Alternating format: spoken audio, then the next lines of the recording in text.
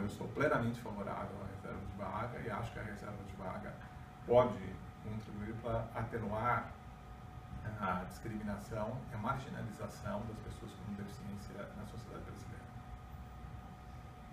E o que o senhor acha da presença dos auxiliares de ensino para as pessoas com deficiência dentro da sala de aula? Acho muito importante. Acho muito importante. Não só na sala de aula, mas também no exercício de outras tarefas. Por exemplo, um juiz precisa de um auxiliar que possa ajudá-lo no desempenho de suas funções. Um juiz com deficiência visual. O mesmo ocorre com o promotor público, com o procurador da República, com o procurador de Estado, procurador da Fazenda, etc. Com relação especificamente à carreira do magistério, ao ensino do direito, eu acho que a presença de um auxiliar é muito importante, porque facilita o desempenho das funções do professor. Eu nunca tive um auxiliar, a faculdade nunca me propiciou isso. Eu tenho hoje monitores, esses monitores trabalham comigo de forma muito coerente e organizada, trazem uma contribuição valiosa na atividade didática, até porque eu desenvolvi um novo método de ensino do direito internacional. Esse novo método privilegia a avaliação pela participação nas aulas, participação qualitativa e participação quantitativa. E esse método pressupõe o conhecimento dos alunos, pressupõe saber quem esteja efetivamente participando. E é claro que eu sozinho não poderia fazer isso, então eu preciso de pessoas que me ajudem. E os monitores têm um papel relevantíssimo nessa função. O senhor acompanhou a discussão da Convenção sobre os Direitos das Pessoas com Deficiência? Acompanhei diretamente toda a discussão. Tive a oportunidade de examinar uma primeira dissertação escrita sobre o tema na Pontifícia Universidade Católica de São Paulo, defendida pela Luiz Figueiredo Lopes e orientada pela Flávia Piovesan. Acho que a Convenção representa um grande avanço no direito brasileiro, é um marco no direito brasileiro. Ele é um marco no plano do reconhecimento dos direitos das pessoas com deficiência no campo internacional. Então, eu acho que ela tem uma importância internacional enorme e tem uma importância extremamente significativa no domínio brasileiro, especificamente considerado. Qual a sua opinião sobre a viabilidade jurídica e social da ADI 5.357, ação na qual as confederações das escolas particulares questionam a proibição de cobranças extras de alunos com deficiência? Eu acho que a cobrança extra de alunos com deficiência é um escândalo. É um escândalo por ferir a ideia de dignidade humana, por ampliar a desigualdade, por negar oportunidades. É preciso não esquecer que a maior parte dos deficientes ou das pessoas com deficiência provém de classes de menor poder aquisitivo. Acho que a cobrança das escolas particulares de alunos que, mesmo tendo alguma condição de pagar uma mensalidade, teriam sua condição muito mais agravada em função de uma ampliação da mensalidade, o adicional que fosse cobrado em virtude da deficiência. E mais do que isso, acho, pelas razões que eu já expus, que a ideia é francamente inconstitucional. Então, as perguntas eram essas, mas o senhor gostaria de falar mais alguma coisa, acrescentar? Olha, eu gostaria de acrescentar o seguinte: eu acho que nós temos ainda um longo caminho a percorrer no campo da superação da discriminação em relação às pessoas com deficiência no Brasil. Acho que nós temos um bom instrumental jurídico, mas não basta apenas ter um instrumental jurídico, é preciso aplicá-lo bem. Eu acho que muitas vezes ele não é suficientemente aplicado. E além de aplicá-lo bem, nós precisamos ter o enraizamento de uma cultura mais solidária em relação às pessoas com deficiência. Eu acho que o individualismo excessivo da sociedade moderna e, consequentemente, da sociedade brasileira é um obstáculo para a integração mais eficaz das pessoas com deficiência. A defesa e a garantia dos direitos das pessoas com deficiência tem uma similaridade com o tema da democracia. A democracia não é só um conjunto de regras, um conjunto de procedimentos para tomada de decisões coletivas, mas a democracia exige também um enraizamento cultural, social e político. É evidente que também os direitos das pessoas com deficiência, apesar de consagrados em textos como a Constituição, como tratados sobre as pessoas com deficiência, só isso não basta. É preciso que haja também uma prática social que possa corresponder àquilo que está escrito no papel.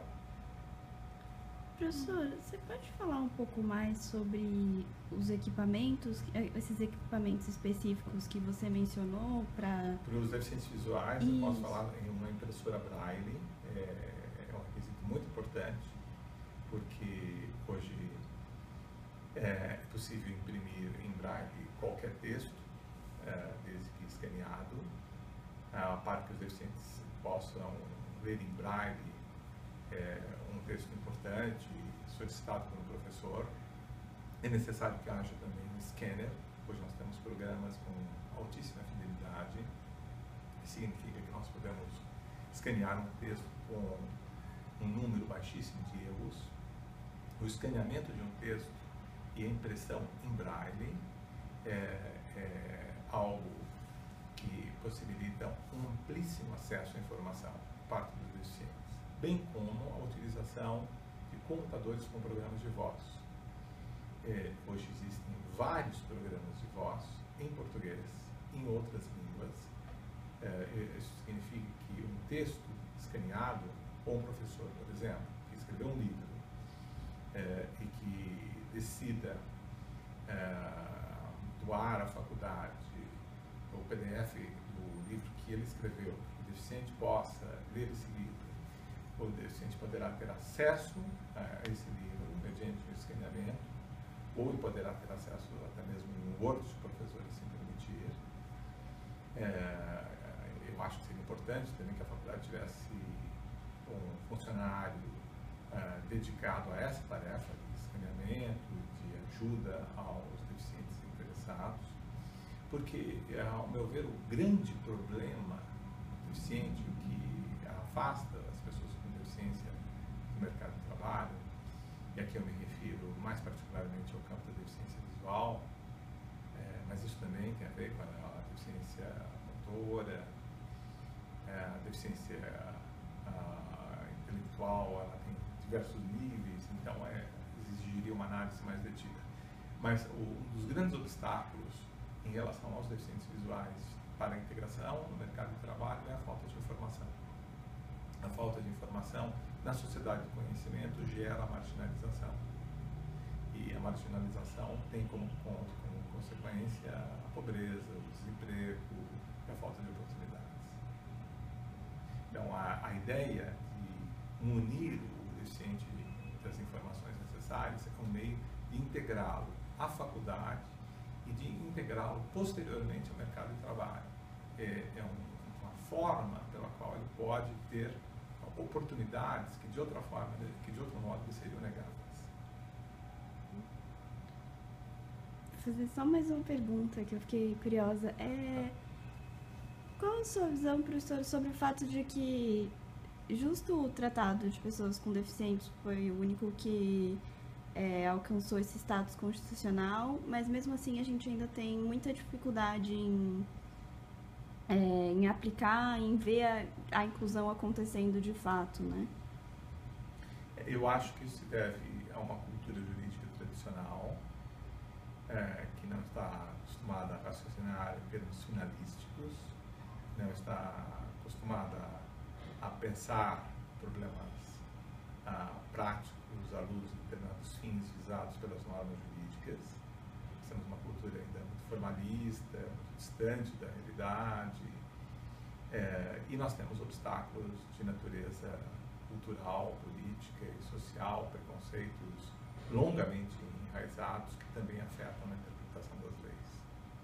E nós temos também uma certa inação do poder público em tomar as medidas cabíveis com relação à consagração e realização dos direitos das pessoas com deficiência. Então, veja, o fato de a congregação demorar tanto tempo assim para aprovar uma ação afirmativa que é tão tênue como a proposta que eu fiz, é um exemplo claro disso. Nós estamos falando da congregação, a mais importante faculdade de direito do país. Veja que nós não estamos dizendo que a congregação de uma faculdade de direito, de uma pequena cidade do interior brasileiro, se recusou a fazer isso. Nós estamos fazendo uma faculdade pública, uma faculdade que tem uma tradição de lutas democráticas, luta pela igualdade. Então veja que nessa própria faculdade existem grandes obstáculos a serem ainda superados.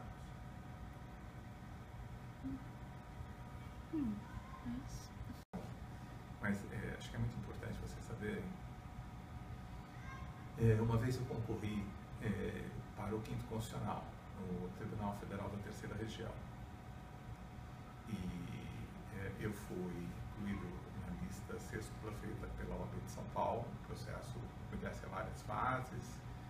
O processo se inicia pela uma arguição pública feita pela Ordem dos Advogados do Brasil, a subseção de São Paulo. Em segundo lugar, há uma arguição pública dos candidatos que são selecionados aqui na OAB Federal, em Brasília. Eu também fui selecionado.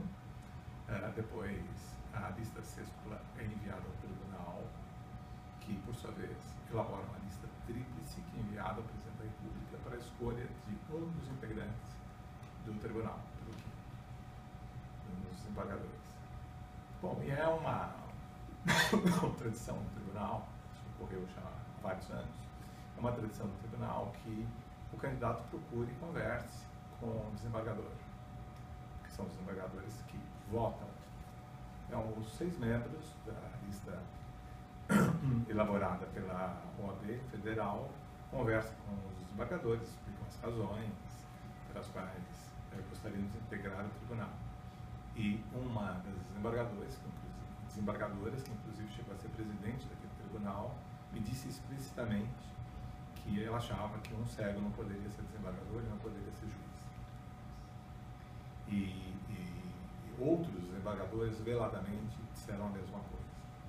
Mas esta foi explícita, ela me disse isso textualmente. Então, isso é uma atitude absolutamente incompatível que comprova fartamente aquilo que eu disse a vocês sobre o enraizamento da ideia de discriminação no Brasil, de preconceito em relação às pessoas com deficiência. Então, ela desconhecia os equipamentos que hoje os deficientes visuais possuem, como eles trabalham, mesmo as minhas explicações sobre o aparato tecnológico que eu tenho, como eu trabalho, como eu desempenho as minhas funções, tudo isso não foi suficiente para demovê-lo dessa ideia.